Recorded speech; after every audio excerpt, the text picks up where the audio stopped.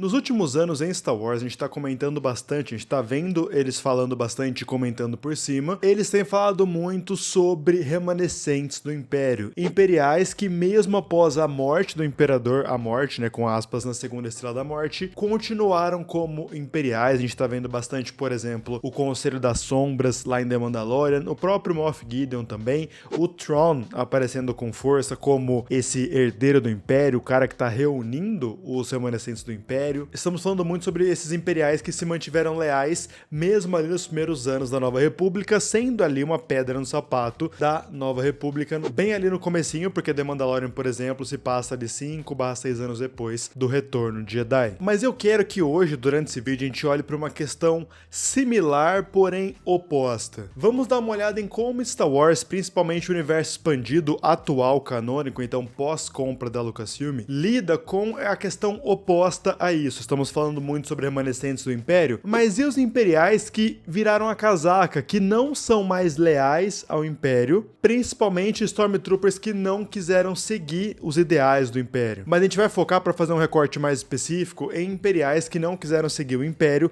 ali no pós-guerra, ali no começo ali da Nova República, finalzinho ali com a morte do Imperador. Então ali do final do Império até o começo da Nova República, ali os primeiros anos. Então eu separei alguns exemplos, a gente vai se aprofundar em 3 mais ou menos, mas eu vou citar mais alguns no final, mas é pra gente ver como isso está espalhado, principalmente nessa nova era Disney Star Wars. Tem jogo de videogame, como a gente conversou aqui, tem série, tem quadrinho, tem um monte de coisa. Então é um tema que tá aparecendo bastante, por mais que a gente não tenha um foco muito grande neles, né? Que pra mim é uma questão fascinante, mas antes deixa eu te avisar que vai ter spoiler, tá bom? Vai ter spoiler da série animada Star Wars Resistance, de The Mandalorian e do livro Star Wars Hunters e um pouquinho do jogo Star Wars Battlefront 2, não o antigão, o mais recente, o modo campanha pra ser mais exato. Então, não sei se vocês jogaram o hero shooter de Star Wars chamado Star Wars Hunters, que saiu pra Nintendo Switch e para celular e vai sair agora para PC também. No game, um dos bonecos jogáveis é conhecido apenas como Sentinela. E como podemos ver, esse cara é claramente um Stormtrooper. Apesar do jogo não ter o modo história, a gente sabe que tudo que ocorre ali em volta dele é canônico. Ele se passa aproximadamente 5 anos depois da queda do Império, então ele junto com The Mandalorian, com Boba Fett, é um termo muito específico que a gente vai ficar rondando em cima disso, inclusive. E o que conta pro universo expandido é que basicamente eles são personalidades bem conhecidas na galáxia que vão se degladiar. São conhecidos por causa disso, por serem gladiadores, se enfrentarem ali e isso ser televisionado para toda a galáxia. Bom, todo o visual, as falas e o set de habilidades do Sentinela deixam claro pra gente que ele é um ex-imperial. Ele usa um canhão e web, inclusive, como arma principal. Inclusive, na ultimate dele, na maior habilidade dele, ele invoca outros troopers para ajudá-lo, enquanto ele grita coisas como pelo Império e por aí vai. Mas peraí, a gente não tá falando sobre Stormtroopers desiludidos? Então, tem um plot twist aí. No livro Star Wars Hunters, que conta mais a história da Reeve, não tanto ali dele, mas ele tá em volta, eles contam pra gente que, na verdade, o Sentinela, esse personagem Stormtrooper, na verdade ele é um ex-Stormtrooper, mas ele saiu do Império antes do Império cair, porque ele tava extremamente desgostoso com o regime imperial. Ele, na real, odeia o Império. Olha só que conceito interessantíssimo. Segundo o que o personagem fala no livro, ele não gosta do Império, ele saiu do Império porque ele viu que o Império era uma coisa do mal, opressiva,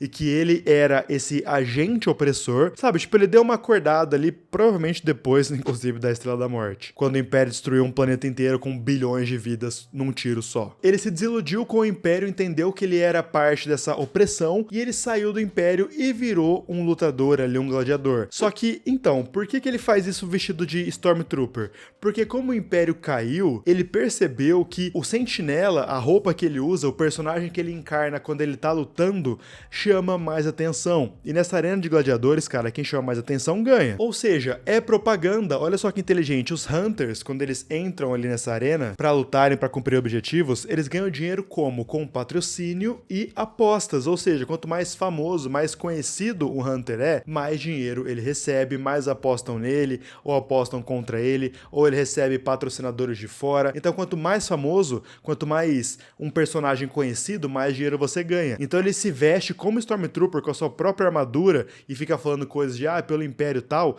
porque ele tá se tornando um personagem que as pessoas amam e odeiam. Pessoas que são leais ao Império, que acreditam no Império, gostam dele por ser um imperial, e pessoas anti-Império vão odiá-lo, o que vai fazer ele ficar um personagem cada vez maior, mais conhecido dos dois lados, de certa forma. Tem um vídeo aqui no canal onde nós falamos sobre o Arantal, que é um Mandaloriano que tá em Star Wars Hunters também. Vou deixar esse vídeo aqui no card. Nós falamos sobre isso também, né? Sobre essa questão de gladiadores, apostas e fama, só que dessa vez sobre um Mandaloriano. É incrível esse vídeo, cara. Eu vou deixar aqui no card. Só que no caso do Sentinela, ele percebeu que ele consegue muito mais grana e patrocínio, porque ele consegue mais fama só pelo fato dele ser um Stormtrooper numa arena. E é o objetivo de tudo isso. Eles estão nessa pelo dinheiro. Então ele odeia o Império, só que ele entende que, bom, é uma marca que ficou pela galáxia, as pessoas amando ou odiando, e ele vai ganhar dinheiro em cima disso. É bem cruel, na verdade, se parar pra pensar, mas, bom, a lógica, se a gente tá falando de fama e lutadores, faz sentido. É tipo um WWEzão, o Undertaker não é do mal,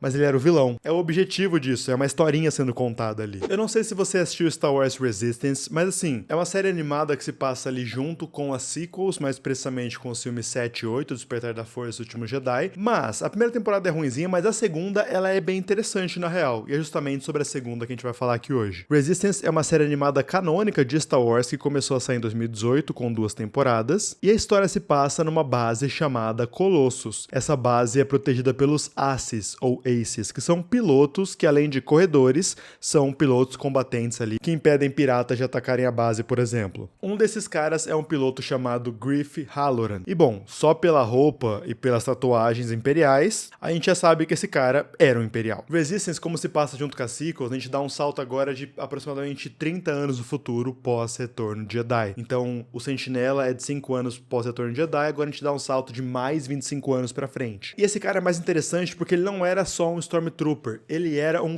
piloto de caça TIE. Por isso que ele se tornou um dos Aces, né? Que na verdade é Aces em inglês, mas em português ficou como Aces mesmo. Mas a parada é que no episódio 15 da segunda temporada, tem ali um arco dele com o Kazuda, que é o personagem principal do desenho, porque assim, nesse momento, a Colossus tá fugindo da guerra contra a Primeira Ordem, né? Tá a Primeira Ordem contra a Resistência lutando. Eles estão tentando achar um novo planeta, eles encontram um planeta meio paradisíaco ali, e quando eles chegam lá, o Cass e o Griffin vão sair no reconhecimento, sai todo mundo, só que eles vão em dupla, sabe? E eles acabam conversando, acabam sendo capturados pelos nativos ali do planeta e tal, e a gente descobre que sim, de fato, o Greef, ele é um ex-imperial. Na verdade, ele usa ali uma roupa de Stormtrooper, de caça-TIE, e ele conta pra gente o que rolou meio por cima. Na série, quem comanda ali a base Colossus é um cara chamado Doza. Ele é meio que o prefeito barra comandante barra capitão da base inteira.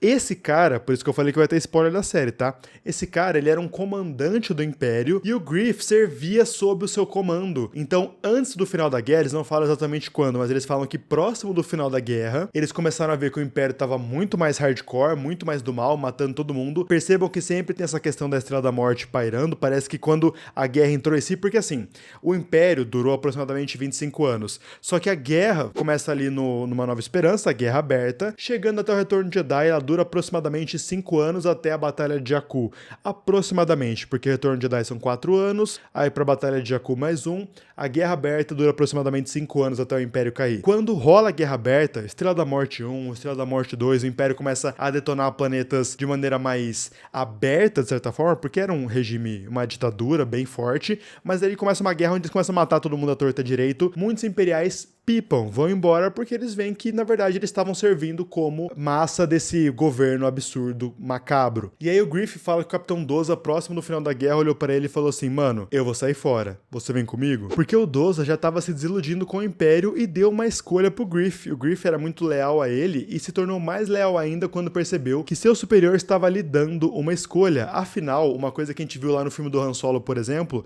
você entrar pro Império não era muito uma escolha, você podia escolher ou não obviamente, entrar pro Império, mas tipo assim, você mora num planeta todo ferrado, tipo o Han Solo lá em Corellia. Você não consegue sair de Corellia. Você entra no Império pra virar um piloto pra sair de lá. O próprio Luke mesmo, né? O Luke queria entrar na Academia Imperial, não porque ele era leal ao Império, mas é porque ele queria pilotar, e Tatooine não tem nada, era um inferno, eles viviam na pobreza, então, tipo, o Império era essa promessa que, na verdade, não é bem uma promessa, é que não tem escolha, ou você fica se ferrando aí, ou você vem se tornar um soldado se você quiser uma vida melhor, ou uma promessa de uma vida melhor. Então, o Greef, ele fala que ele nunca teve escolha, ele acabou entrando ali no Império virando um piloto, só que o seu superior virou e falou, mano, vamos sair fora? Reparem como a gente tá falando muito sobre desilusão, sobre pessoas que entraram porque elas acreditavam, e elas acabaram se desiludindo, e a parte da escolha é muito importante. A escolha de pular fora, ou a escolha de ficar até o final, como a gente vê com os remanescentes do Império. Tanto que o Greef não é do mal, e ele não está ligado à Nova República, ele só tá ligado ao Capitão Doza. O que o Doza for fazer, ele vai fazer também. Excelente personagem, infelizmente não tem muito aprofundamento dele em Resistance, mas só um pouquinho que tem já me deixou babando, porque fica nessa zona meio cinza, tipo assim, é o ex-imperial que entendeu que o Império era do mal, só que não necessariamente ele quer ser rebelde, ou ele quer ser da Nova República, ele quer ficar na dele. Mas que se desiludiu, mas ainda usa vestimentas do Império, usa capacete de caça-tai, tem uma tatuagem do Império, por isso tem que ter cuidado com o que você vai tatuar, cara, porque depois você descobre que era um regime do mal macabro, e você tá com o bagulho tatuado no braço. Mas enfim, Greef Halloran é um excelente personagem que eu queria um quadrinho, um livro sobre ele, porque na real foi esse personagem que me motivou a fazer esse vídeo. Eu tava assistindo Resistance e falei, mano, olha que conceito da hora. O cara, inclusive nesse episódio é legal, porque esses nativos, eles pegam ali os dois, o Greef e o Cass, e a Primeira Ordem já passou por ali, então eles acham que eles são da Primeira Ordem porque o capacete do Greef é um capacete do Império, e parece a Primeira Ordem. E os caras falam, mano, você é do mal, igual a Primeira Ordem que tava aqui. Aí o Greef, não, pera, a gente não tá conectado e tal, mas a Primeira Ordem nasceu do Império, e o Greef acabou representando essa ameaça, mesmo não fazendo parte dela. Olha só que discussão interessante, mas, bom, é Resistance, isso passa rápido e vira uma aventurinha. Lá em The Mandalorian, nós conhecemos brevemente o nada simpático caçador de recompensas Migs Mayfield, só que a gente descobre ainda em The Mandalorian que antes de ser um caçador de recompensas, ele era um Stormtrooper. Na verdade, um Stormtrooper atirador, que usava um rifle maiorzão mesmo. Só que no caso dele, ele continuou no Império, mesmo após a morte do Imperador, então perceba que a gente tá sempre ali nesse final. E quando que ele se desiludiu com o Império? Quando começa a Operação Cinzas. A gente viu naquele episódio, até aquele episódio que o Din Djarin tira o capacete pela primeira vez, porque ele quer, né, não porque o droid tirou. Ele encontra o ex-comandante dele ali e eles contam pra gente o que rolou. A Operação Cinzas tá sendo bem trabalhada nos quadrinhos e nos jogos de Star Wars, e ela é basicamente o seguinte, depois que o Palpatine morre, na Segunda Estrela da Morte, morre com aspas, ele ativa um plano de contingência chamado Operação Cinzas, que consistia em atacar vários planetas espalhados pela galáxia, usando satélites de alteração climática e também usando as suas próprias tropas, Stormtroopers, AT-ATs e por aí vai. A ideia do Palpatine era destruir um monte de planeta, causar um monte, pra fazer a Aliança Rebelde, agora a Nova República, ficar ocupada salvando todo mundo, enquanto ele ia passando pessoas para as regiões conhecidas, pessoas que ele selecionou, que depois vão criar a Primeira Ordem. Então, tipo assim, cadê o Imperial, os Rebels? Ah, ele morreu no planeta que foi atacado pelo satélite, mas na verdade ele não morreu, o Palpatine passou ele por debaixo dos panos. A ideia basicamente era essa, sabe? Esconder os caras tanto literalmente, fisicamente, quanto também nos registros. Tipo, morreu na explosão do planeta tal, no ataque do planeta tal. Operação Cinzas, tipo, atacou Naboo, por exemplo, atacou Vardo, que é o do jogo Battlefront 2, que era um planeta extremamente imperial mesmo, só que eles precisavam de uma recrutadora lá, de uma treinadora de Stormtroopers que tava lá e tal. E esse é o ponto. O Mayfield, ele estava em Burning Con quando começou a Operação Cinzas e todo o batalhão dele, ou pelo menos grande parte, morreu. Eles eram leais ao Império mesmo após a morte do Imperador e eles foram devastados por um plano do próprio Imperador. Ou seja, a questão do Mayfield não é nem a questão do Império ser do mal, sabe? Ou se desiludir com isso. É uma questão mais de ele ver todo o seu batalhão, que eram homens leais, não só entre si como ao Império, sendo morto pelo próprio Império num plano do Imperador, sendo completamente descartados. É uma coisa da desilusão, mas diferente, não é desilusão só com a parte de cima, tipo, eles são do mal. Não, eles são tão do mal que eles atacaram a gente. Então, teoricamente, ele continuaria servindo ao Império se não fosse a morte dos seus companheiros. A trairagem do Império mesmo. Em Andor, nós tivemos também, por exemplo, o Tenente Gorn, lá naquele arco de Aldhani. Ele era do Comando Imperial ali no posto avançado de Aldhani, mas ele ficou por ali por 7 anos e acabou se conectando com a cultura, com aquele povo. E nesse arco de Andor mesmo eles falam que o Império foi tolindo, assim, meio que diminuindo os ritos culturais do lugar, oprimindo, não forçando eles a parar, mas oprimindo eles aos poucos. E por isso que o Tenente acabou mudando de lado. Temos também, já que a gente falou de Battlefront 2, né, a Aiden Versio, que comandava o Esquadrão Inferno, que era o esquadrão de elite do Império, criado para justamente caçar rebeldes, e ela muda de lado depois da destruição da Segunda Estrela da Morte com a Operação Cinzas, porque eles vão destruir Vardos. E aí Vardos é o planeta natal dela, extremamente leal ao Império, né? Então, mais uma vez, ela também é um Stormtrooper que olhou e falou, mano, os caras nunca ligaram pra gente. Tem um plano deles, tem o objetivo deles, mas o Império não está para com os seus Stormtroopers como os Stormtroopers estão para com o Império. Vale lembrar que vimos na terceira temporada de The Mandalorian uns campos de Imperiais para serem reabilitados na terceira temporada. E muitos deles estavam fingindo, estão trabalhando para os remanescentes do Império, mas essa questão de Imperiais mudando de lado ou permanecendo é a discussão do momento. E a discussão nesse vídeo é justamente essa, são Stormtroopers, a galera do chão. A gente não tá vendo muito, a gente não vê, na verdade, muito almirante, governador, sei lá, governador até que vê, porque ele depois vira Nova República, eles acabam se mantendo, mas a galera de cima, grão-almirante, arregando. Tem o Mazameda, tal, que ele acaba sendo preso pela Nova República, ele se rende, é preso, mas é por medo mesmo, porque ele é bundão. Não porque ele virou a casaca de verdade, mas a galera do chão, que tava lá piu-piu-piu com a Aliança Rebelde, a gente tá vendo o caso onde eles mudaram de lado porque eles entenderam